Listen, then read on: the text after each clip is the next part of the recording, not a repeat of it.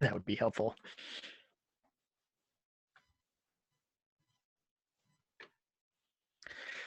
Good evening, people of the internet.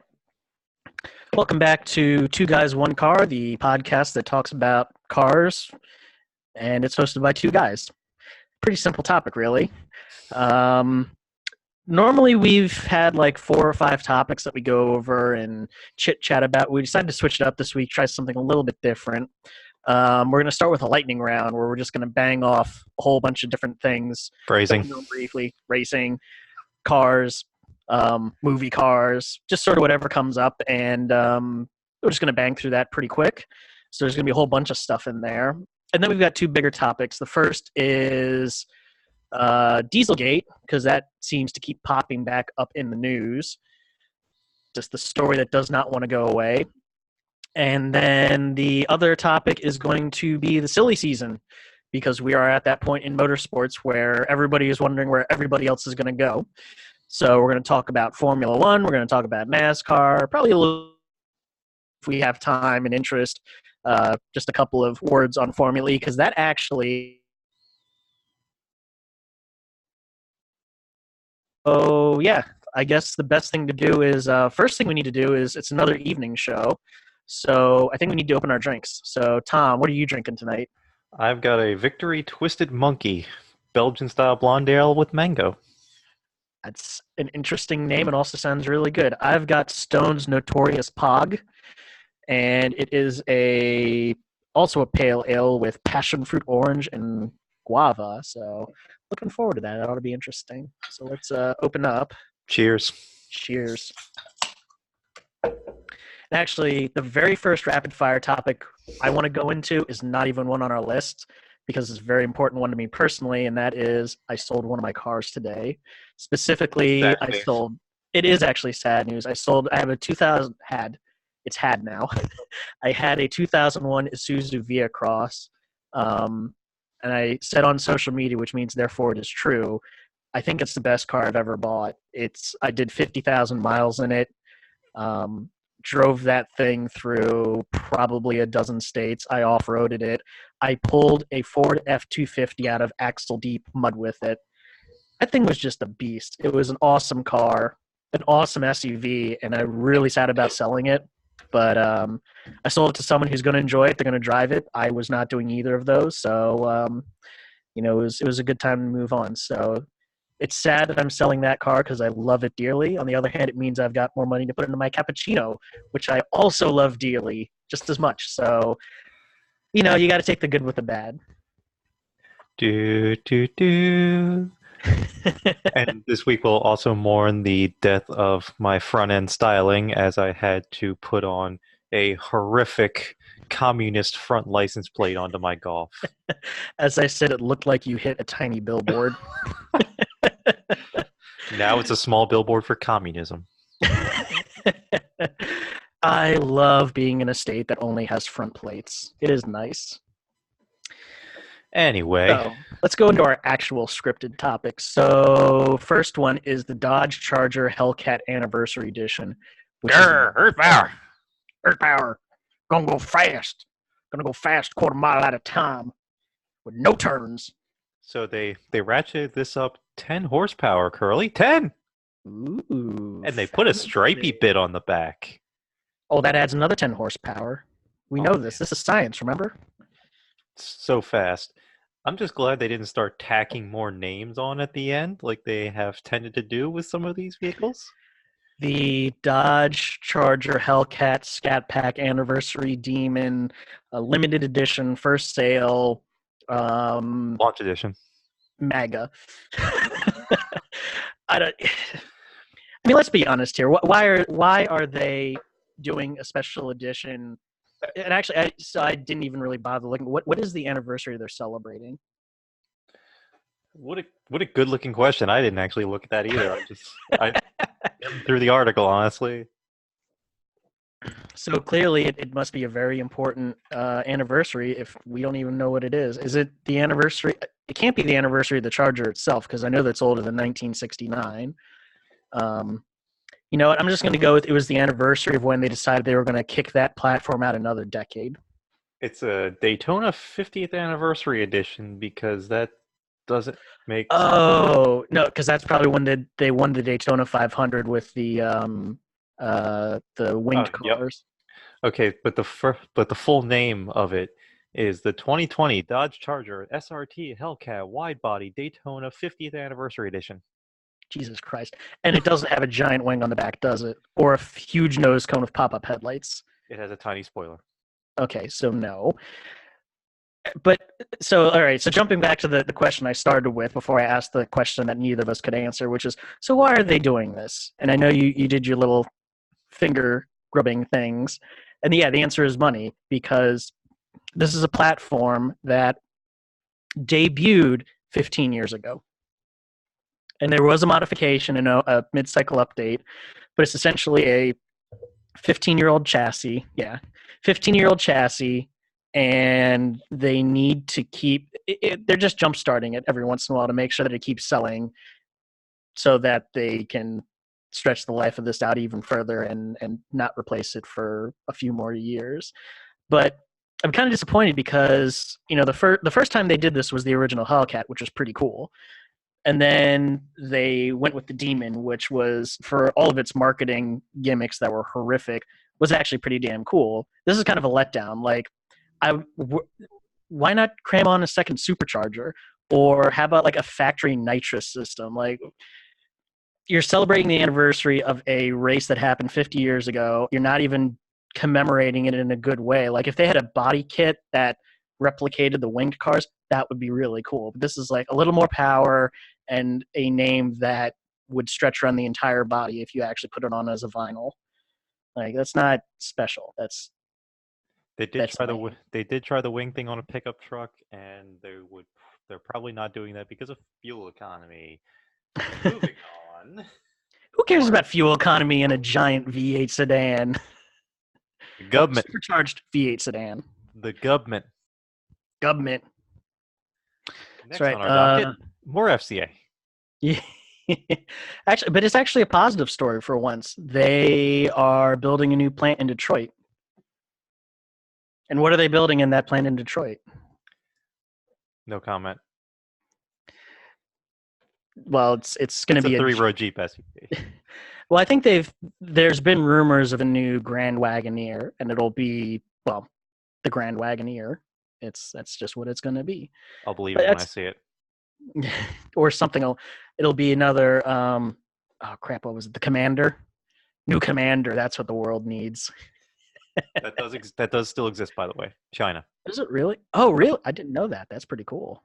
Yep, it's still a thing in China. I think it's a three-row version of the Jeep Cherokee, if I remember correctly. I did Yep, not know that. yep. More you know. I mean, But yeah, it's new first new plant in 30 years, which is a big in deal Detroit. in Detroit. So it's a pretty big deal. Um, they're going to be banking on people still wanting SUVs by the time that plant comes up, which apparently is going to be next year. So good for them on their building speed. Yeah, I mean, it definitely shows what their target market is. The fact that they're pretty much only going to build whatever this SUV is going to be in the U.S. and sell it in the U.S. Or I guess they're mostly planning to sell it in the U.S. because they're planning to build it in the U.S. So if this is going to be a pure international platform, do it in Mexico. That's what everybody else is doing. The labor is cheaper down there. But if there's some concern about tariffs, or I should say, if there's no concern about tariffs, then you'll build it in the U.S. It just makes sense. So no, that is a good story. It's actually a genuinely good American car company story. They're building a factory not just in the United States but in Detroit. So that is actually pretty cool. Though I do have one question. Do you know if Donald Trump has taken credit for this yet? Not at this moment. I'm quite surprised. I I I'm not guess sure he knows FCA exists. he probably thinks they're Italian because it starts with Fiat, and Chrysler is a word he can't spell. Or you know what? I think he's just too busy bitch tweeting about Lordstown still. True, but my final thoughts on that is that despite all the shit that FCA gets, I do think they're the best operated comp of the big three right now. They're the most set for success right now, and good for them for using their success to bring more to this country. Absolutely. So next one, I'm actually going to skip one quickly. GM, they had been talking about doing a Colorado-based SUV rival for the Jeep, and maybe they're not. Who knows? Maybe they're not going to do a car that they haven't actually announced yet. No comment. I don't really have much to say about this either, other than it's just going to upset the people who are already upset that the current Blazer is not just an updated K5 Blazer. So Just put airbags in it. It's fine. put airbags in it, more solid front axle, V8. You know what else had a V8? The Bullet Mustang. It did have a V8. It still has a V8. And in fact, if you wanted to own the V8 in the Bullet Mustang, along with the rest of the Bullet Mustang, you could buy it. It's, well, not right now. It's going for sale in January. It's going to be auctioned off. Actually, I think that's really cool. It's, I mean, it's probably one of the most, I would say it's probably the second most important Mustang in history. The first being the first Mustang, kind of makes sense. But, well, I mean, without that first Mustang, you can't have more Mustangs, right? So, I mean, in terms of car iconography, I think I'm saying that right. It's definitely one of the top 5 most influential cars in movie history, right up there with the General Lee and the Back to the Future DeLorean. You know, the Bullet Mustang is one of the top 5. So I suspect I'm going to put it out there. I think it's going to go for at least $1 million, just because of the car that it is. It is an all original Bullet Mustang, actually used in the movie, which means that it is one of the very few cars you can buy today that still has Steve McQueen's butt sweat in it. You don't know that for sure. It's been owned for years by a guy that's been driving it, putting his own butt sweat in there. This is true, but I suspect somewhere in there is Steve McQueen's butt sweat. Either way, the fact that it's original, the fact that it is one of the actual props used from one of the most iconic car chase scenes ever. By the way, I think Tom, as you can attest, that the movie itself is not a great movie. No, it's kind of boring. It is, but it does have, again, one of the best car chase scenes ever, and by far the blueprint for really all of the greatest car chase scenes ever. So the car is the movie. So yeah, I suspect it'll go for at least $1 million, probably more. And actually, one of my references is that they just sold one of the Goldfinger Aston Martins, and that just went for almost $7 million. So one might even be lowballing it, because this is, again, original, unrestored Bullet Mustang. So it'll be really interesting to see what it goes for. I say 800,000 and end up in the Peterson Museum in California. It Ooh. belongs in a museum. Actually, you know who? It's actually a good point. You know, I could very well see a bidding war going up between the Peterson Museum and the Henry Ford Museum. Good point. The Henry Ford might go for it. Although I think they have. I think they have a Bullet Mustang. It might be a recreation. They might have the other. So there were 2 cars that they used in that movie. The one that's being sold now is the one that I think Steve McQueen's shots, most of those were taken, like the close-up shots of him in the car. They were done in that car. And I think the other was the stunt car, and it got beat up and sent to a junkyard. And then they figured it out after it was being restored to be an Eleanor Mustang from Gone in 60 Seconds, which I think is, you know, the 2 stories of the Bullet Mustangs are completely different, but they're both equally awesome. I mean, one was just kept by a family who bought the car after the movie for, you know, almost 50 years, and the other one ended up in a Mexican junkyard, was going to be salvaged to be a reproduction of another movie car, and then it was found out that, oh no, this is actually an actual movie car from a different movie that's even more iconic. So, and speaking of Mexican junkyards, you know what a bunch of cars ended up at? I botched that transition. Pocono. There was a big crash. Junkyard. There was a big crash, and the reason the reason we're talking about a big crash, specifically a big IndyCar crash at Pocono, and of course the reason we have to talk about that is because this is not the first big Pocono IndyCar crash that's happened, and really not the first big Pocono crash, period, because there's been a couple of really nasty NASCAR ones too. I think I want Jeff to say there Gordon was was a never one. the same after that. What was that? Jeff Gordon, and I think Denny Hamlin were never the same after their crashes. I want to say there was an incident with Juan Montoya when he was still racing Cup, and this is actually it was before they had full fencing on the backstretch. I could have sworn there was an accident where he almost went over the wall, and I want to say it was Montoya. So it's the thing is, I really love Pocono. It's a unique track. I mean, there's literally nothing else out there like it. It's huge. It's got really funky corners, um, and it's very, very fast. I think the biggest issue is that the safety features of that track have always seemed to lag other ovals. Like I just said, it was only like 4 or 5 years ago they finally put catch fencing around the entire track. The backstretch used to be completely open, and considering how many cars, especially Indy cars, have gotten airborne. Well, let's put it this way: if memory serves, the fence that Robert Wickens hit last year did not exist 5 years before.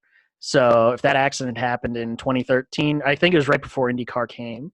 If that accident had happened before IndyCar forced them to put up fencing, then that car would have gone into the trees and probably would have been a whole lot worse.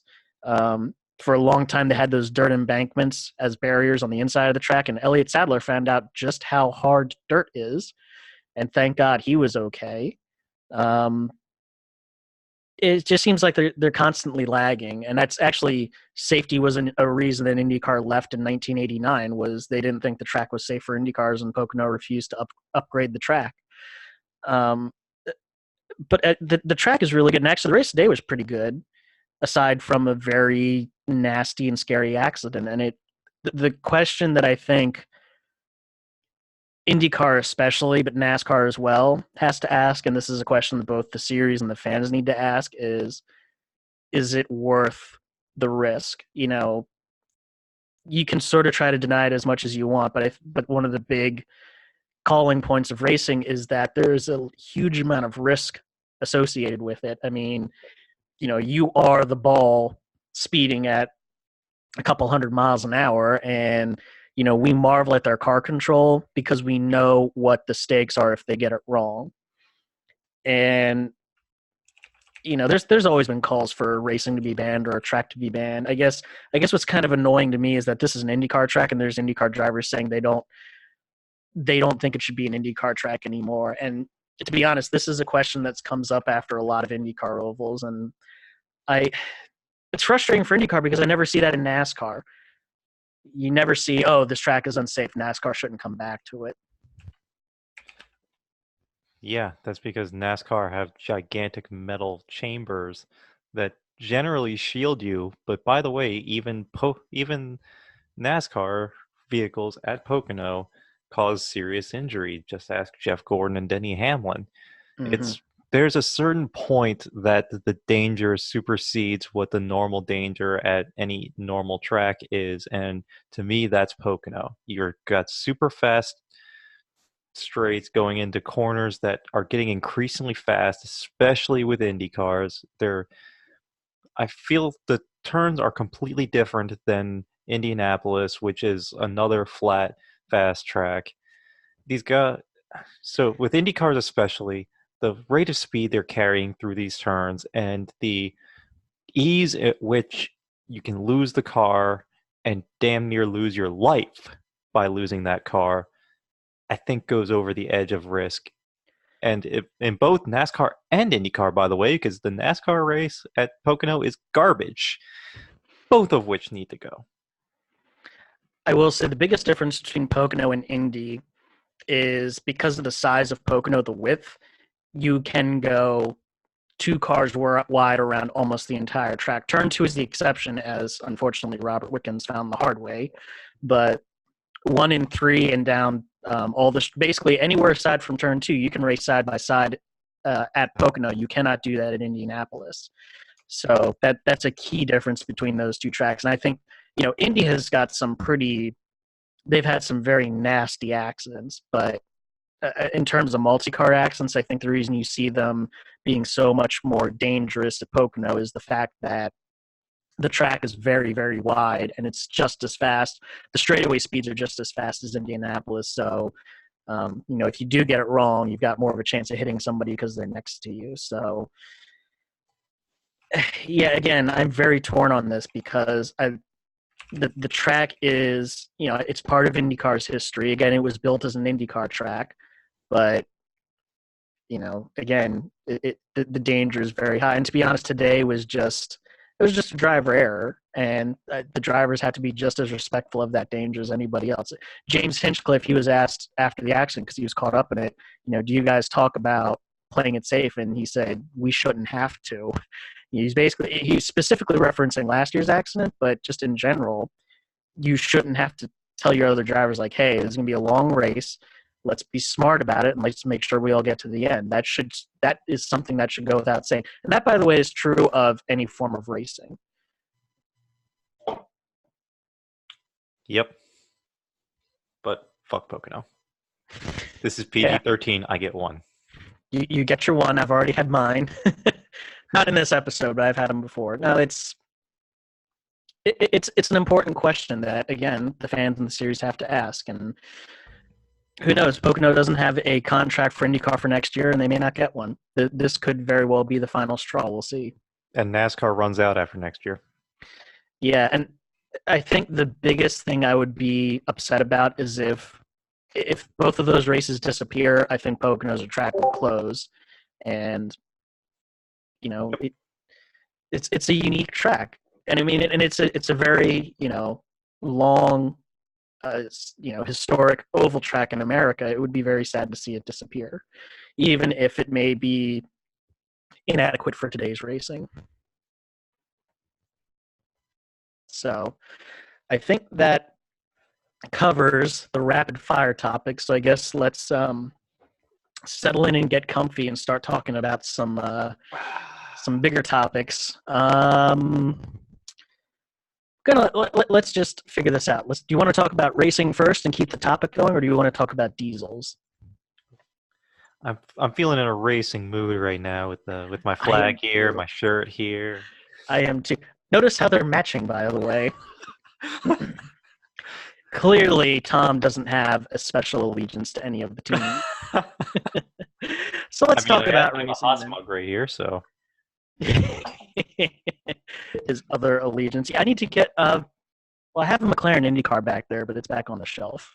It's the bottom one that you can see there. Anyway, probably on fire. Engine exploded. Yeah, actually, that's how that car ended the race. It was Fernando Alonso's first IndyCar. And yes, you're right. It ended in a ball of flame.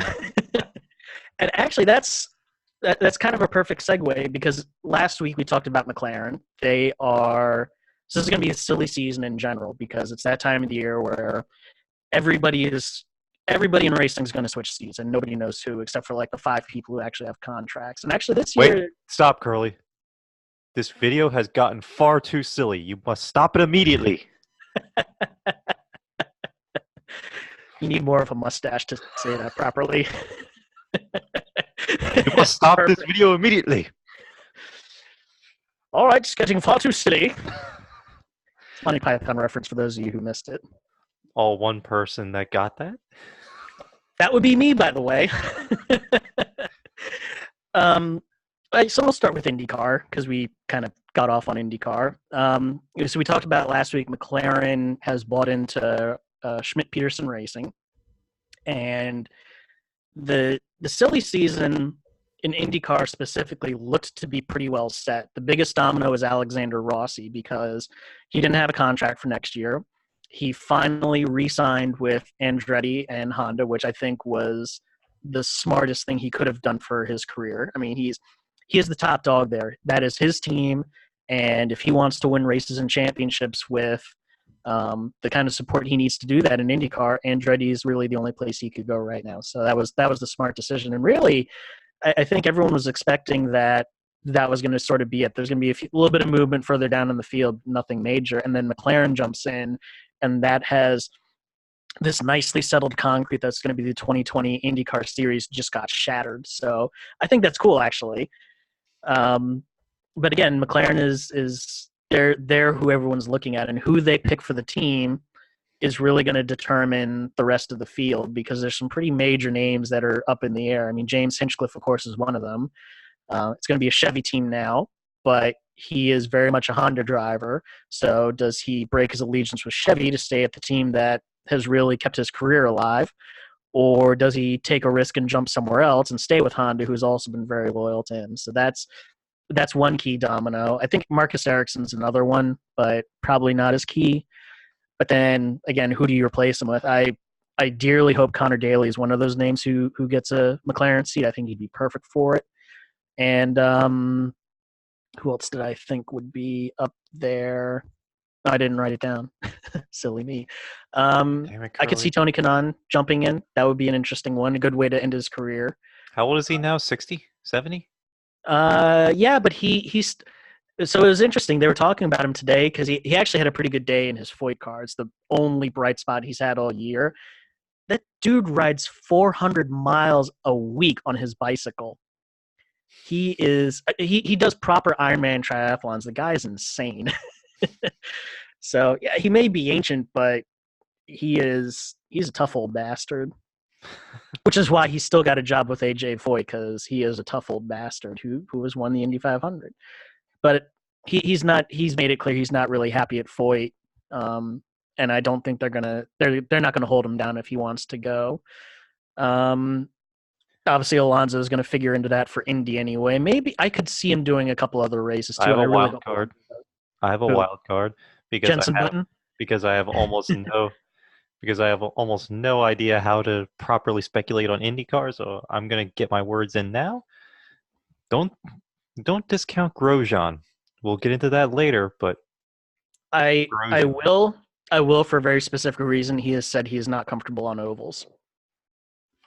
sad day.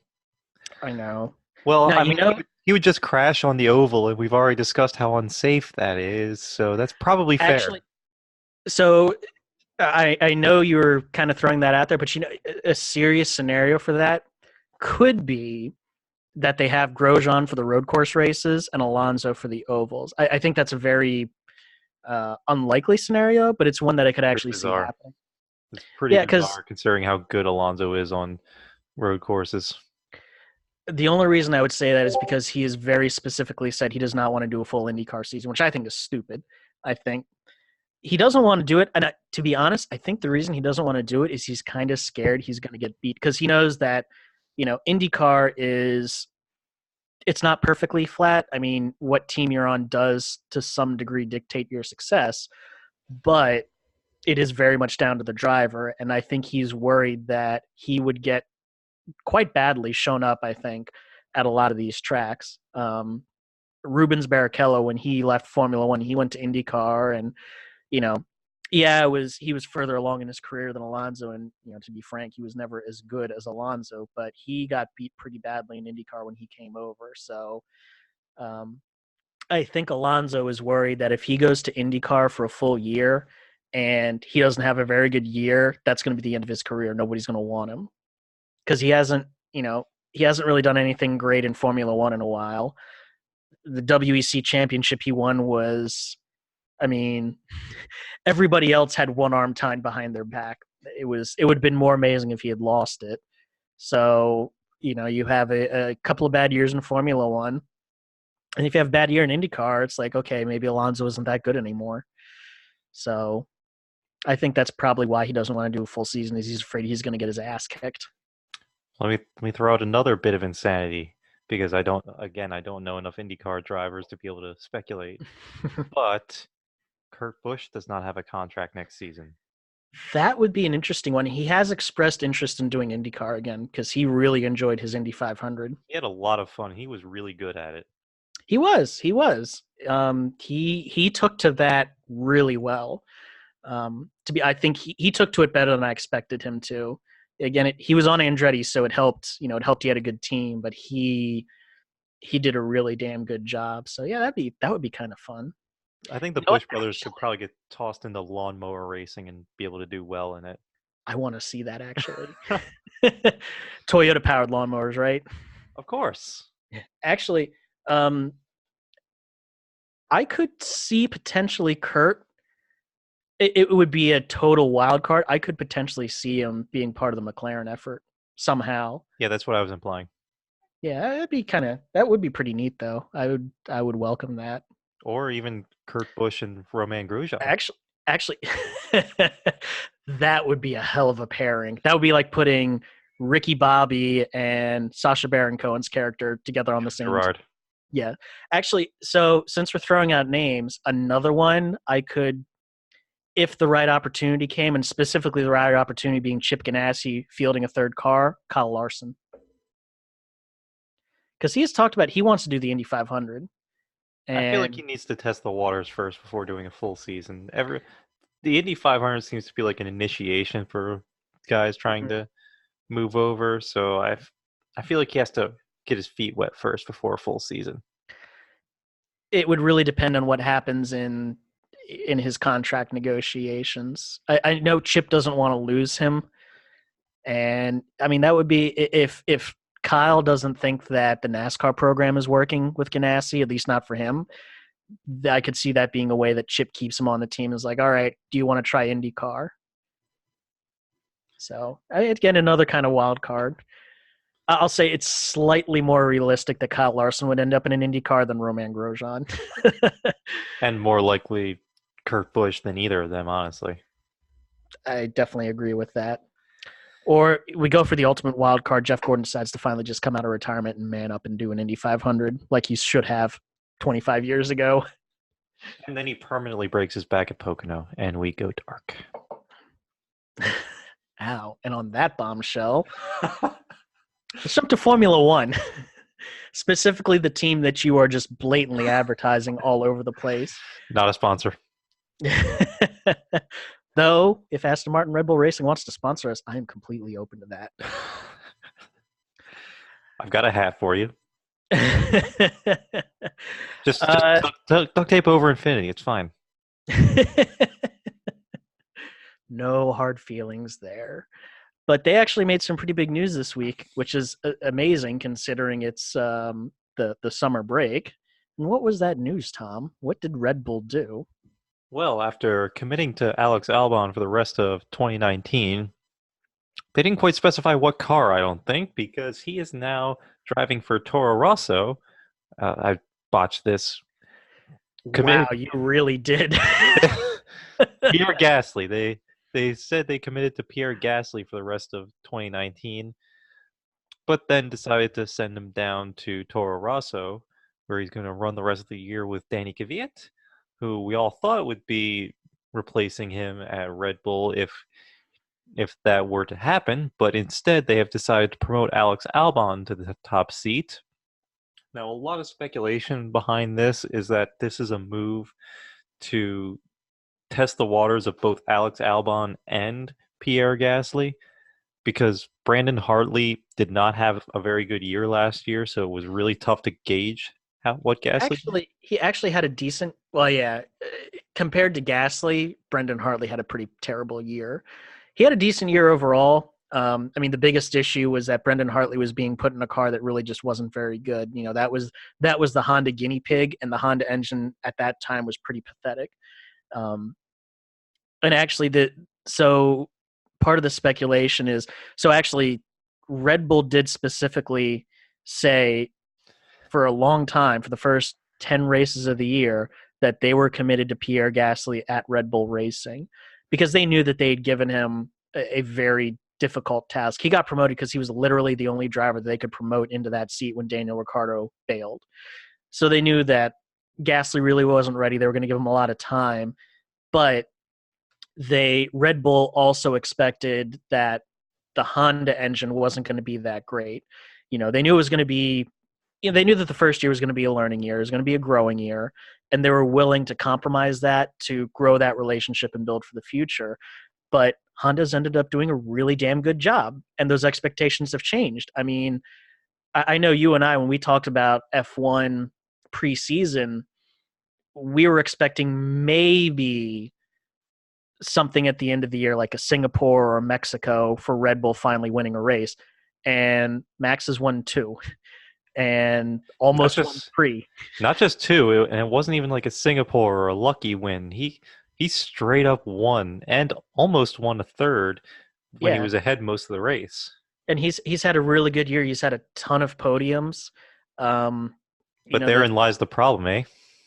Yeah, he has had a ton of podiums. His teammate has not, and in fact, his teammate Hungary was definitely the that was the breaking point.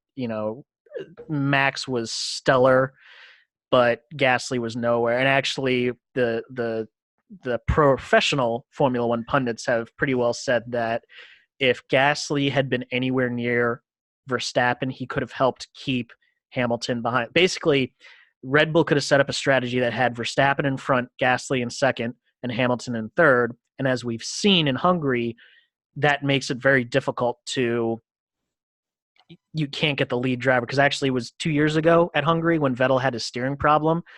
They kept him in front, had Raikkonen behind, and Hamilton could not take either of them. So Red Bull could have done that if Pierre Gasly was quick enough to be in second, but he wasn't. And I he think he was down in the lower end of the points he too, I was believe. sixth. He was sixth. He got beat by McLaren on pace. And actually, if Lando Norris hadn't had a bad pit stop, he would have been beaten by both the McLarens. So that race in particular was really poor. And so I think there's two things happening here. The first is that Red Bull is looking at this year. They're very close to Ferrari in the championship, and they have a possibility to overtake Ferrari and get second in the points. Mercedes is too far away. They're not going to get first, but they could get second, and they need that second drive to do just a little bit better. The other thing is they're looking ahead to 2020 because Red Bull is so far away from McLaren in the points that there's no way McLaren's going to catch them for third. So even if a driver swap doesn't work, they may not get second in the points, but they're not going to lose third. But they know now that the package they have is good enough that with a little more development and the right driver behind it, they could consistently be in the mix in 2020, even to the point where they challenge Mercedes for the championship. That's what this is about. Yeah, and They've got their like I said, they're testing both Albon and Gasly to see if Albon's got what it takes to stay with the yeah big team yeah. and see if Gasly is well. They've got three drivers that they can put alongside Max Verstappen. All of them will be Verstappen's bitch. We know this. They've already run Daniel Kvyat. They know how he works with the team. They know how he's quick. They know how he likes a car versus Verstappen. They now have all that for Pierre Gasly, and they've got a third driver where they don't have that data. So they're going to put him in the car, run him for 9 races, and then they'll have a relatively fair comparison between all three of their drivers, and they'll be able to say, okay, this is the driver who works best with Max, he works best with the team, works best with the car, and he's the one who will give us the best results in 2020. So it's very clever on their part. It's no risk to them. Again, yeah. at worst, if this doesn't work, they end up in exactly the same spot they're in right now.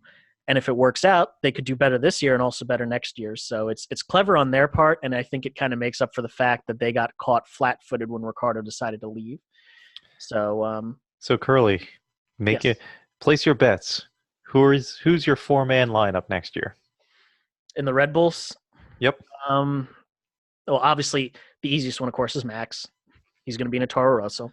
Of course, Max will be in the 33 Red Bull. I think Kvyat will be an STR, and not so much because he won't partner well with Verstappen, but he is what STR needs. Because also, let's not forget, STR is 6th in points. They're actually doing really well this year. A lot of it was down to Kvyat and his podium, but that is a team that should be performing better than they are. And I think the biggest reason that they aren't is because they always have rookie drivers or drivers with only 1 or 2 years of experience. Their best years actually were when they had Verstappen and Sainz together, because those were two drivers who they'd been on the team for a while. They worked really well, and they were good development drivers. And STR hasn't had that since. So I think Kvyat will be best served on STR, where he can actually build that team and lead it and pull that team further up in the midfield. And it's really difficult to say. If I was making that decision right now, I'd probably say Albon in the Red Bull. But if Gasly can take his lumps and do well in STR, and he could earn his seat back. But I do think it'll probably end up being Albon, because he's not Alexander Albon's not the type to get really flustered by being on a big team. He'll understand the pressure, but I think he will thrive in it, and I think he's better suited to the car.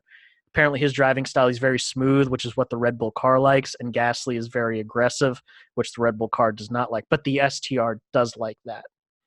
So I think the lineup we're seeing right now is probably what will happen in 2020, unless Gasly does really terribly and they have to demote him even further, which I kind of doubt they'll do. He'd have to continually just run people off the road for them to demote him even further. Sorry, Gasly, you've been sent to Williams. Uh, who know? That's going to be an interesting seat because I don't think Robert Kubica is going to be coming back, and I say that with great pain because I absolutely love him, but he just can't handle F1. I do think the lineup you gave was the most likely for, but I can't discount Kvyat moving up to Red Bull. Like you said, that some of Toro Rosso's best years was with Verstappen and Sainz, which they weren't with the team very long. They were basically rookies or second year drivers. So they were not with the team that long. I think they're at their best when they are a development team. So there it could very well be, if Albon does not do well, the most likely scenario is that Kvyat is going to be at the seat next year. But then again, who knows? I keep hearing Hmm. Albon is talented. He's done well in F2, so who knows? Maybe he takes this opportunity and runs with it, and it's a very strong possibility. And the one thing I really say about that Kvyat has going for him is he does have. So Albon doesn't actually have any championships under his name. Kvyat does. I think he won the Formula 3 championship a couple of years before he was in F1. He did really well in GP2. I think he was second one year. So, Kvyat, and he's got F1 podiums under his belt for Red Bull Racing. So, um, putting Albon in the team is very much a long term move.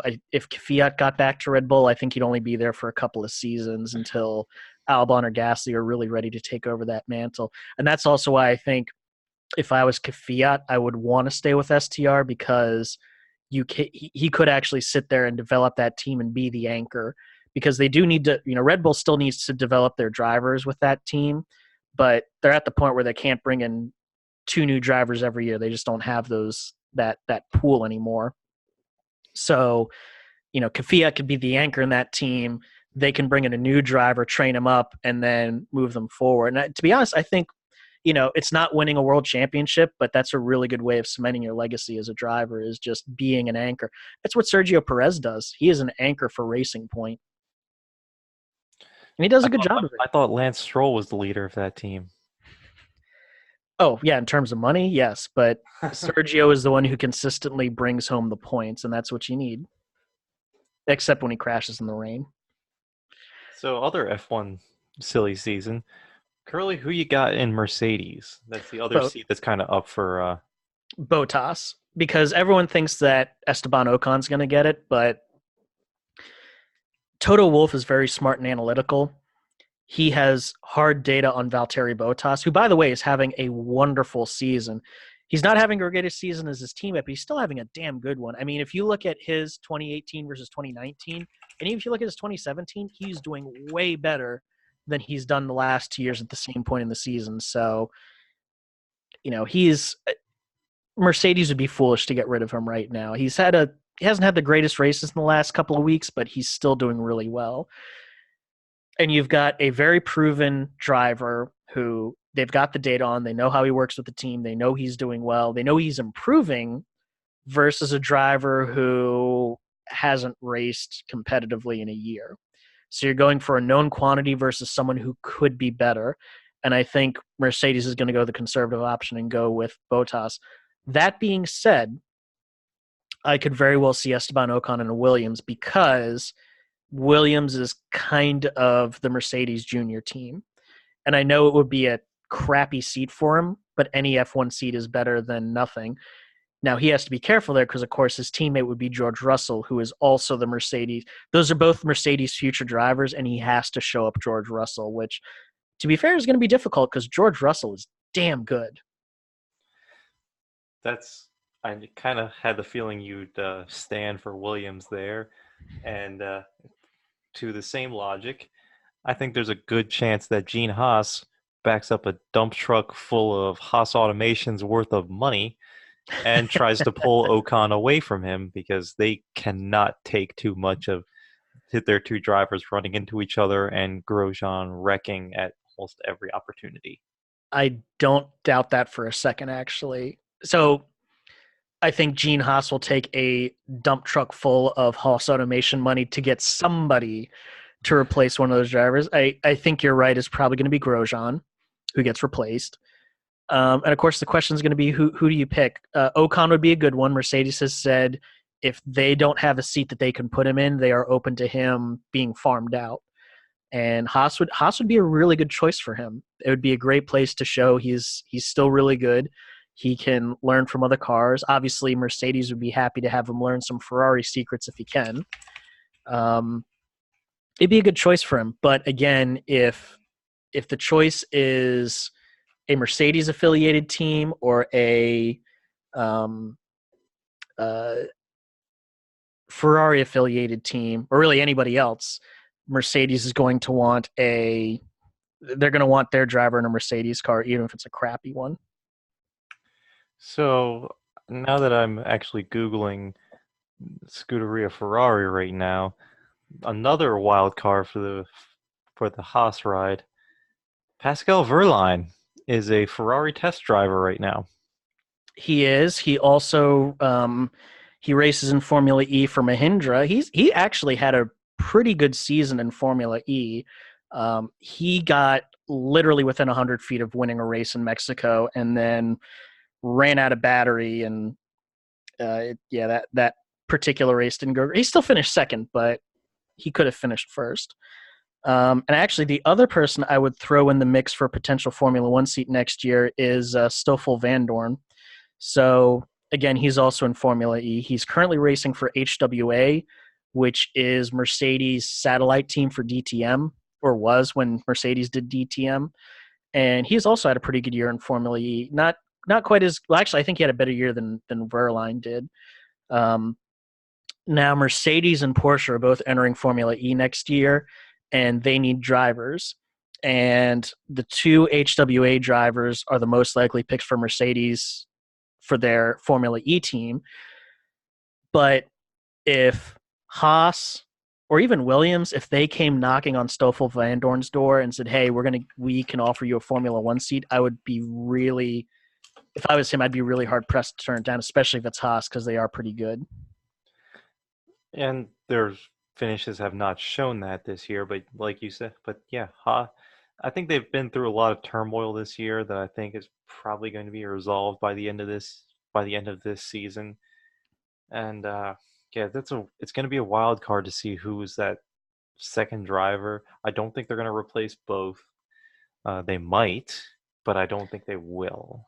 I I, Magnussen is I doubt they good would replace enough. both because yeah, Magnuson's pretty darn good, and he has shown that he can run pretty consistently. The thing is, I think what he needs to do is show that um, he has the better judgment because right now there's the instance that those two cars have had together. It's been kind of like a little of Grosjean's fault, a little of Magnuson's fault, and what Magnuson needs to do is take out that question mark. Basically, show these incidents are purely Grosjean's fault. I've got the better judgment, and that's why you should have me on the team next year. That's what he needs to do if he wants to really keep that seat.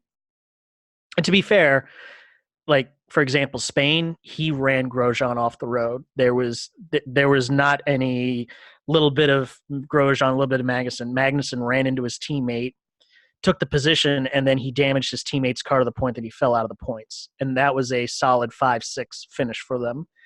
And instead, it was like a 5-11. So, um, that's what Magnussen needs to do is prove that he is not going to be the problem. And yeah, I do think they're going to give him another year for that. So, what do you think the chances are, since he is a Ferrari Driver Academy driver, that Ferrari says, "Hey, why don't you give that second seat to a Schumacher?" I think the biggest issue with Mick right now is that he doesn't have a super license and he is not ready for a super license. That sounds so He's not. ridiculous every time you say it. I can't He's take you not. seriously when you talk about super licenses. He's not eligible for a super license.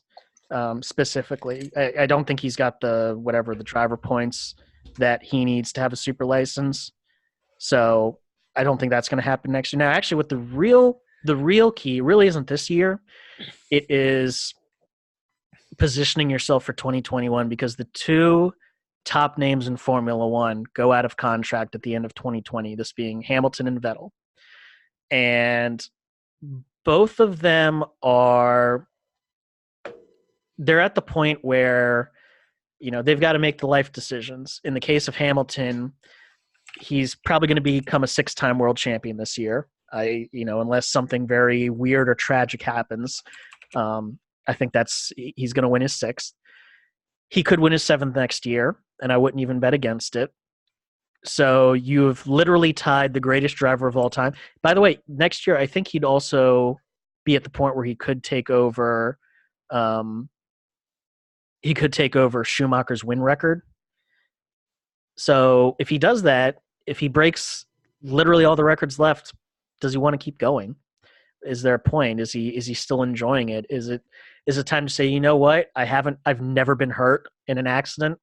I've done everything I wanted to do and then some. Maybe I should step out before something happens. And I think the same can be said for Vettel too. He's got a family, he's got a wife and two kids. And at some point you have to say, I've got four championships. I've got a bunch of wins. I've made my mark in Formula One history. Maybe I should step back before my kids don't have a father anymore. So I think 2021 is going to be the real key because one of those two could retire either because they've done everything they've wanted or they're just not happy with the sport anymore. So I think that'll be kind of that'll be a real key next year. And everyone jockeying for position this year is really jockeying for position next year. I I think Vettel might be more likely there, not just because of the four championships and the family, but for pride. I think he's at the point where Ferrari is going to prioritize Leclerc next year. It's they're already starting to prioritize him this year a little bit. I I don't think he can compete with Leclerc for very much longer. He's quick in spots, but not quick enough. Hamilton, I think he's going to want to shoot for eight and pass Schumacher clean. So I think he's going to keep going for a little bit. But Vettel, like you said, the family, the poor results at Ferrari, or the screw ups at Ferrari, he might be done. Who knows? Yeah, and he's said in general he's sort of fallen out of love with F1. He's not happy with how the racing is. He's not happy with excuse me, he's not happy with how if you're in the right car, you're going to win everything. If you're in the wrong car, you're going to lose everything. The driver doesn't make much of a difference anymore. And there were definitely a couple of years at Red Bull where if you weren't in a Red Bull, you were losing. But there were also a couple of years. I mean, 2012 is a wonderful Formula One season, and in many ways, the driver made the difference that year. And that's just not the case anymore. So, again, it's going on where those two are in their careers. And at this point, it's still too early.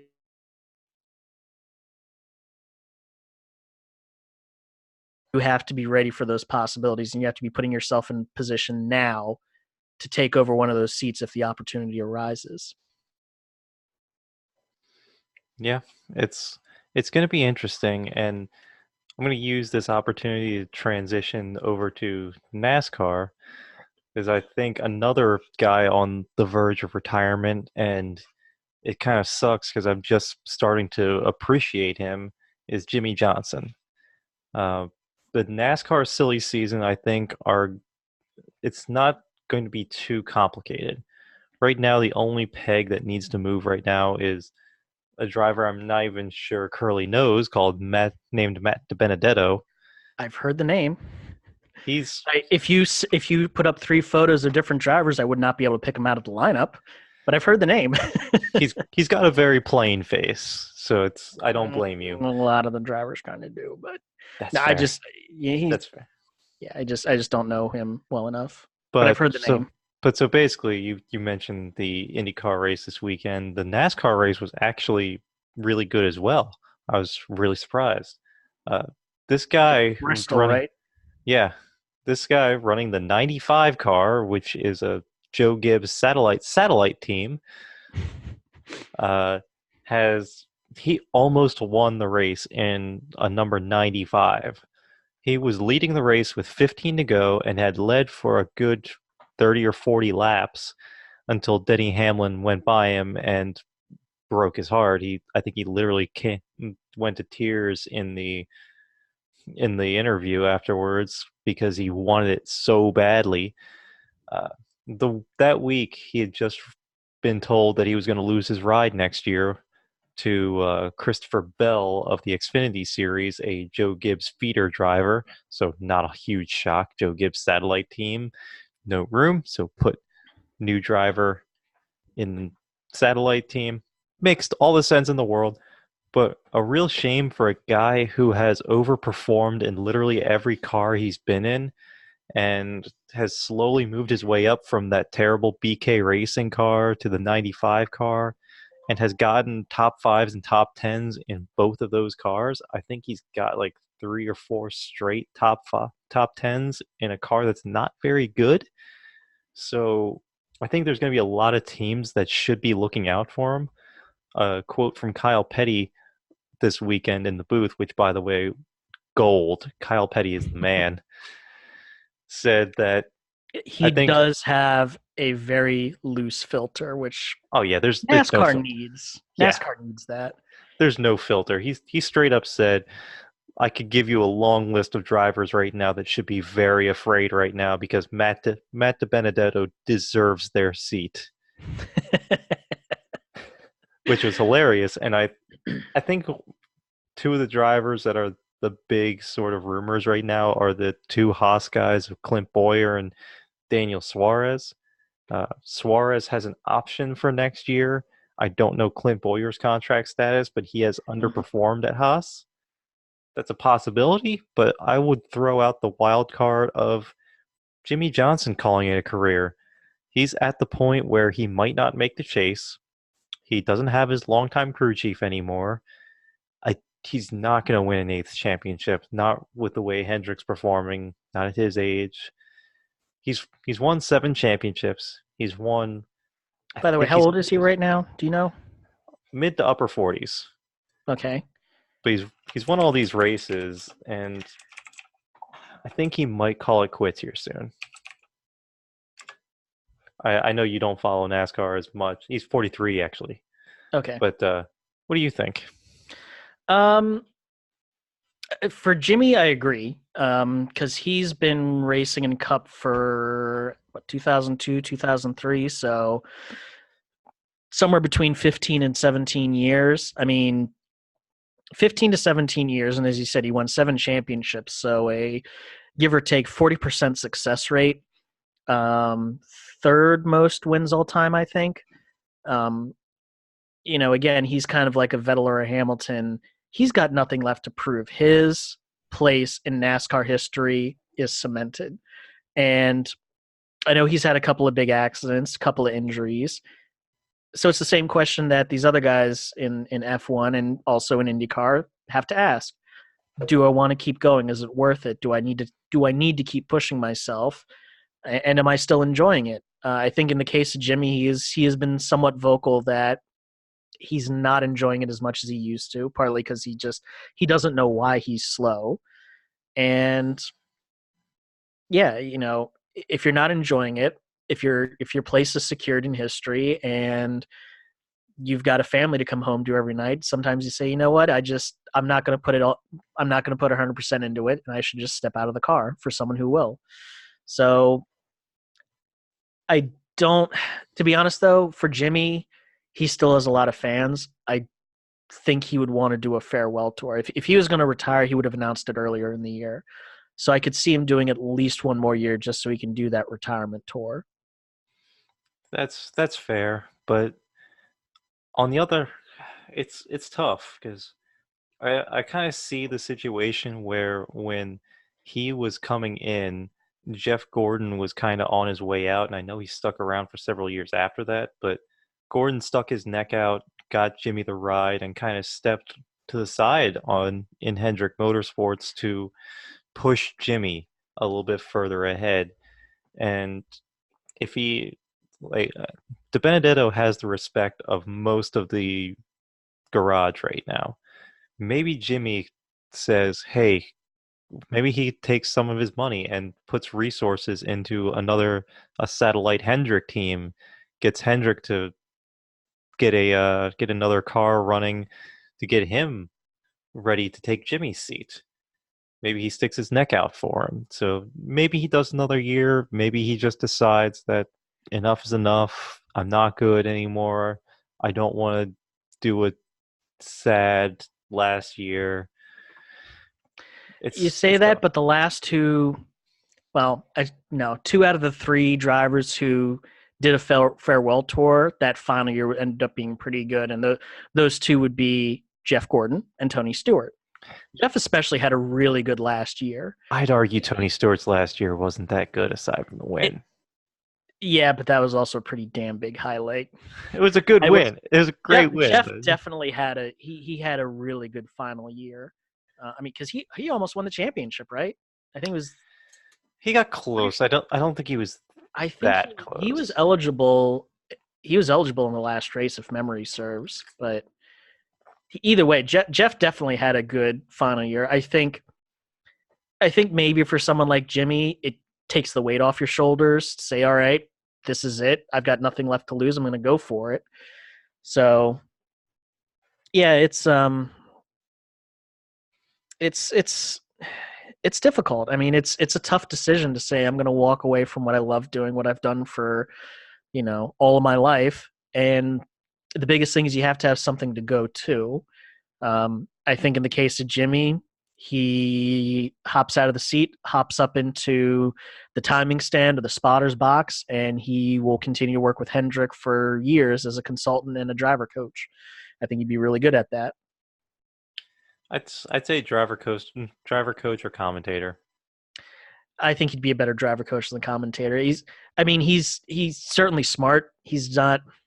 Let's put it this way: Doesn't he'd have be the going up charisma of against Junior and Kyle. he'd be going up against guys like Earnhardt and Gordon, and both of them are pretty damn good at being commentators. Though I have to say, I think Jeff and Jimmy together in the booth would be pretty entertaining. That'd be pretty fun. Those two would definitely have a repertoire. Absolutely. And you know what? Jimmy would be a good replacement for DW because I don't think they've announced a replacement for him yet, have they? Nope.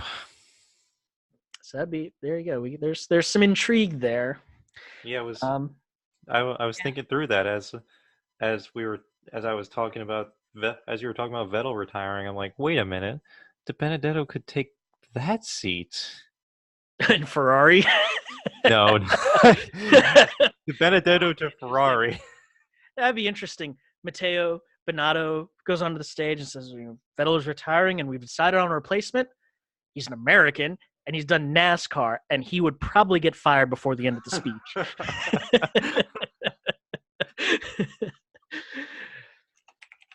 But yeah, that's all I got for NASCAR's silly season right now.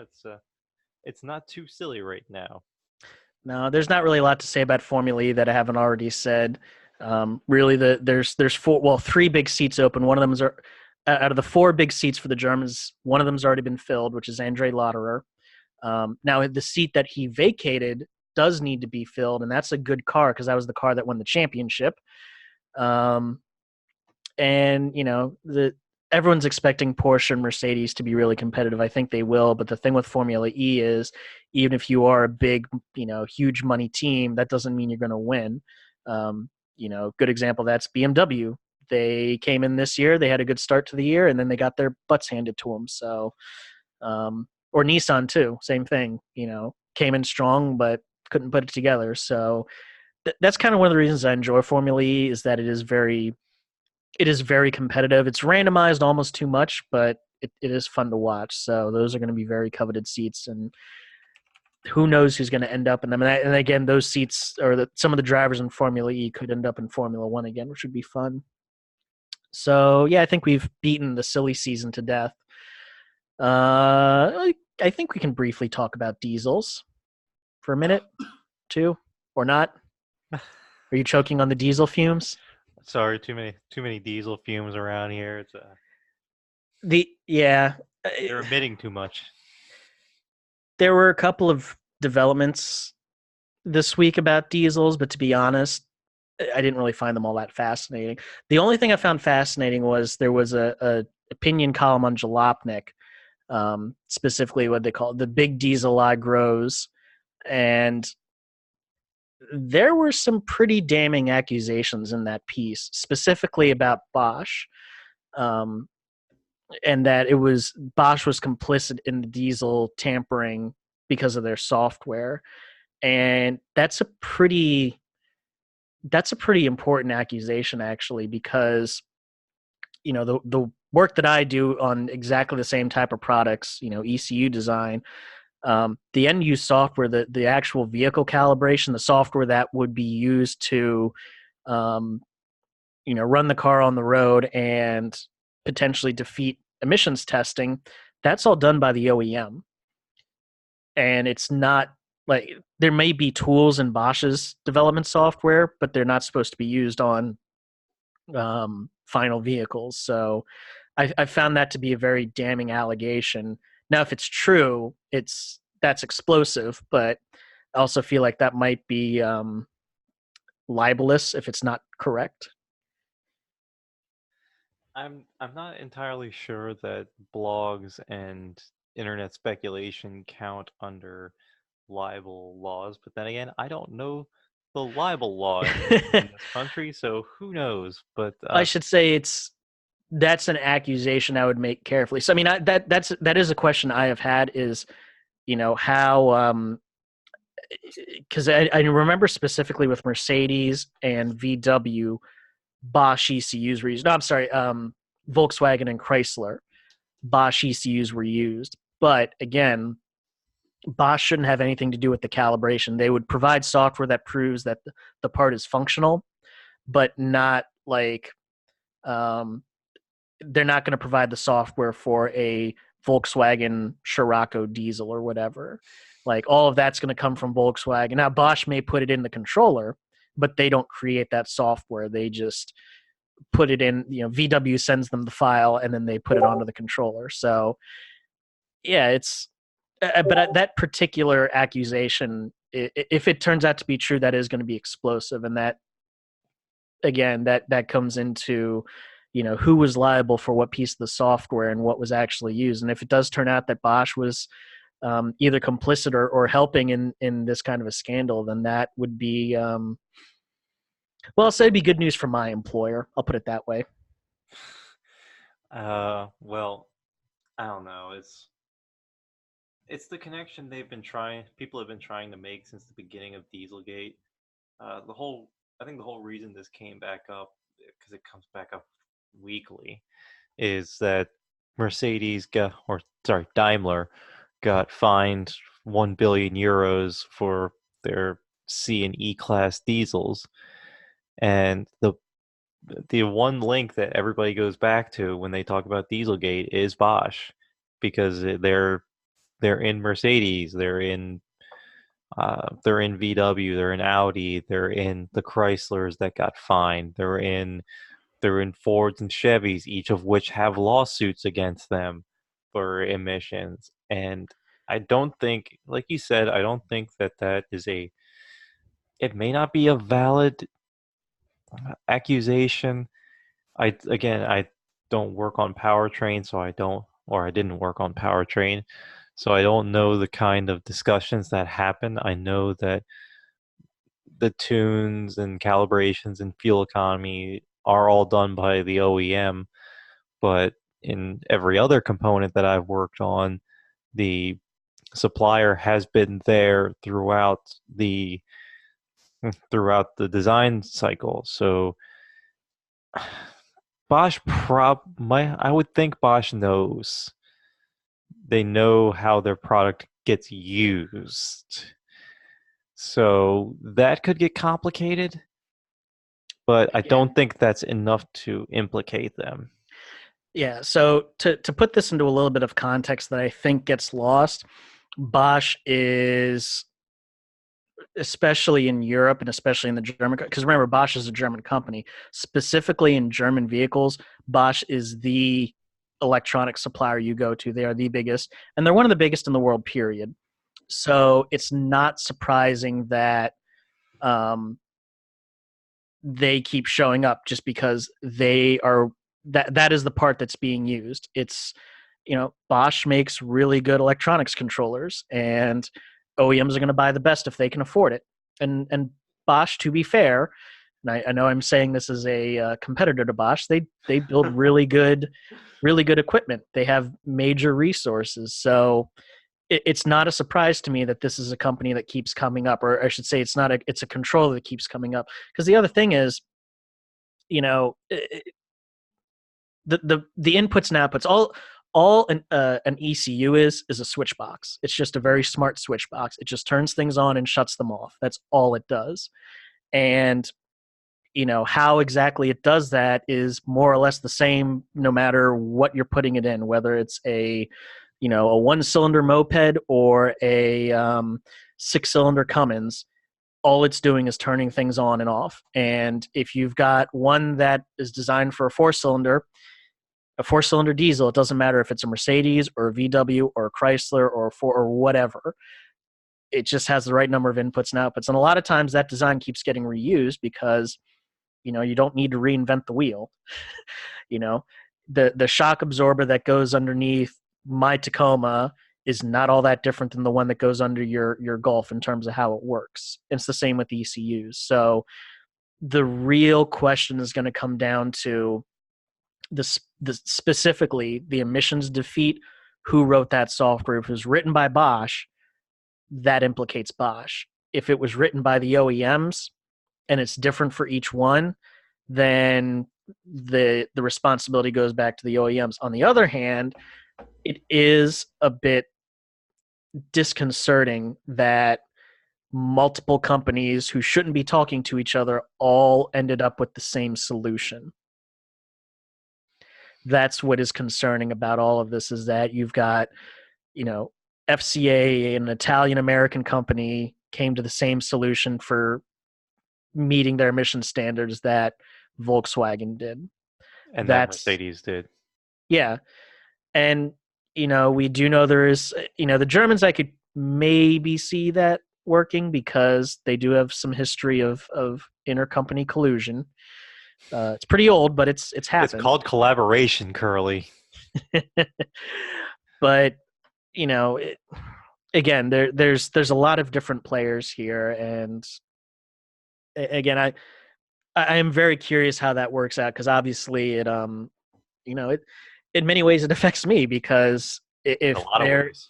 yeah, you know, um, specifically again in future issues that will set a precedent, and that's something that my company will have to look out for.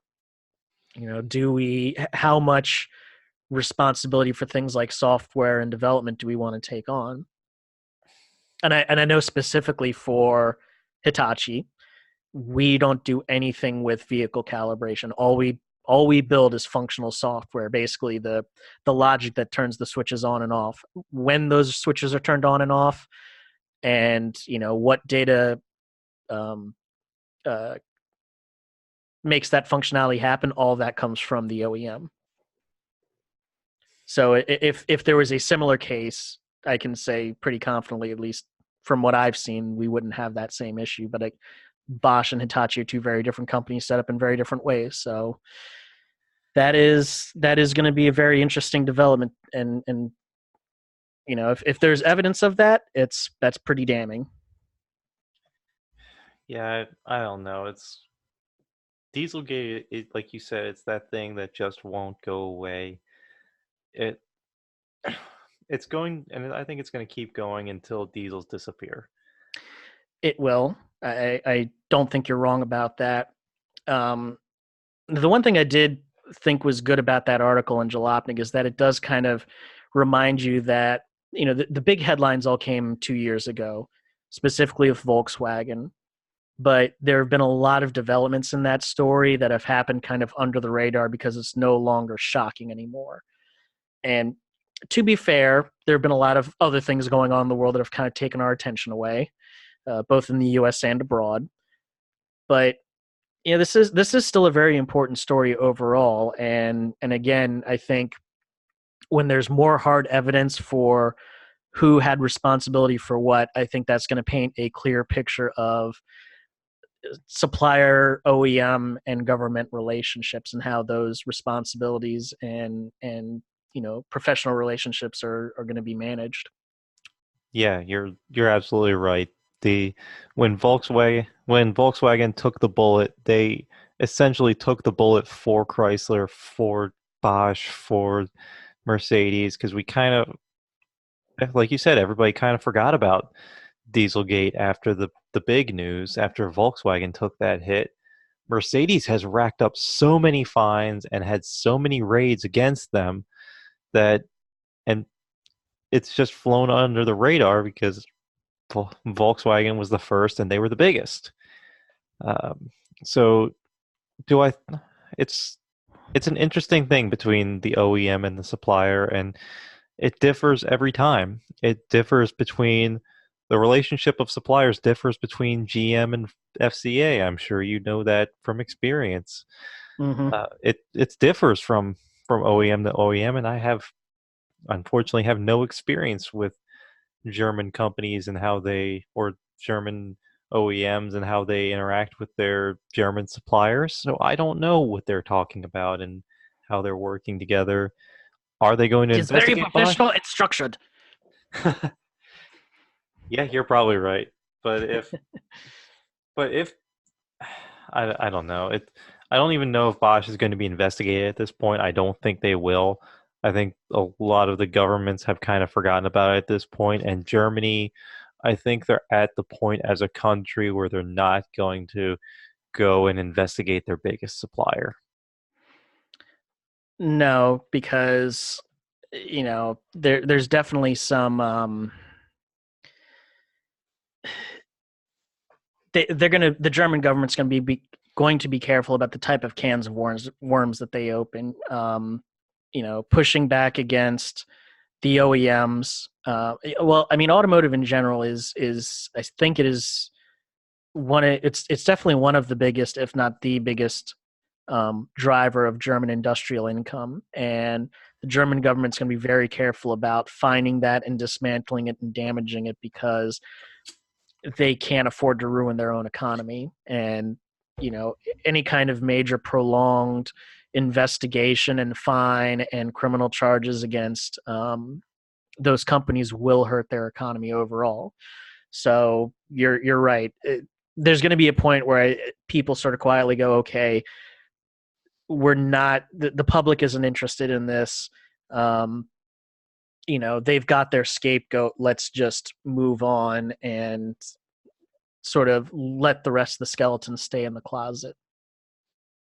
Because it would be absolutely silly for the leader of a large government to shoot themselves in the foot economically by doing something stupid that would affect both their country and the global economy.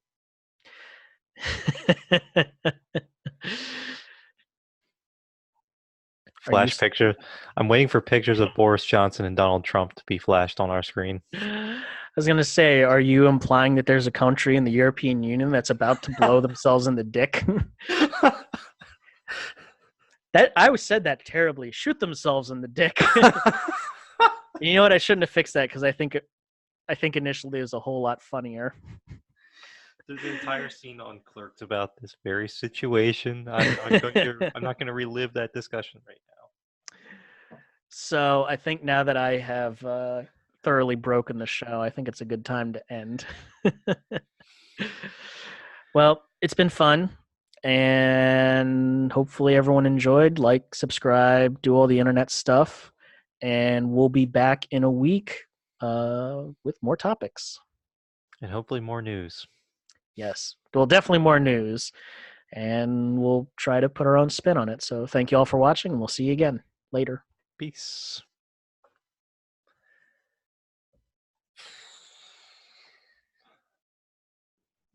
We're still recording. Shut up.